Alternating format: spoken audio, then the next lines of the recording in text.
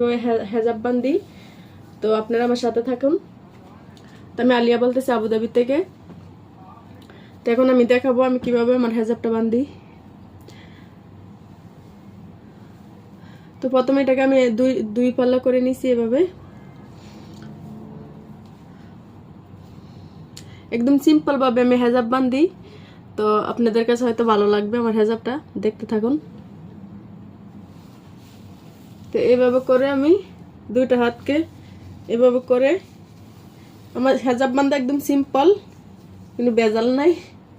এই যে দেখান, এখানে নিয়ে আসলাম এইভাবে।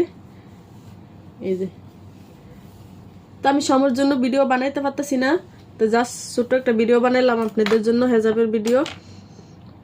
তো এখন আমি হেজাবটা বানলাম। তো এখানে আমি একটা পিন লাগাই দিব।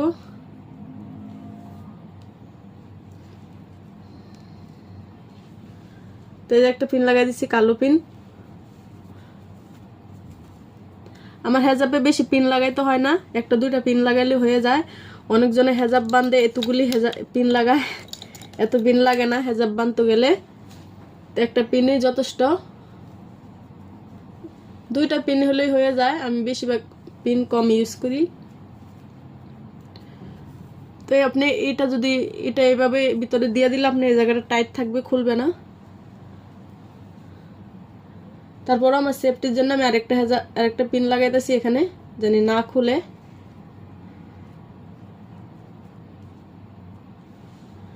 তো এই যে দেখেন, এদিকে একটা পিন লাগাইছি আর এখানে একটা পিন লাগাইছি। তো জাস্ট দুইটা পিন লাগাইছি, আর এই যে দেখেন আমার হেজাবটা বান্ধা হয়ে গেছে। তো ভিতরে একটা কালো আছে আমার। তো এখন আমি এগুলিকে একটু উপরে করে দেবো, যেন দেখতে সুন্দর লাগে এভাবে।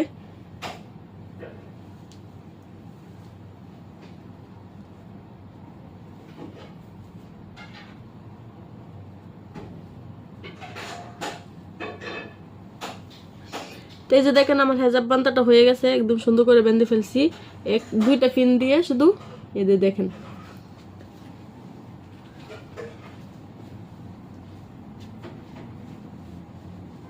তো এই যে এটা পিছনে আমার এরকম থাকে। এই যে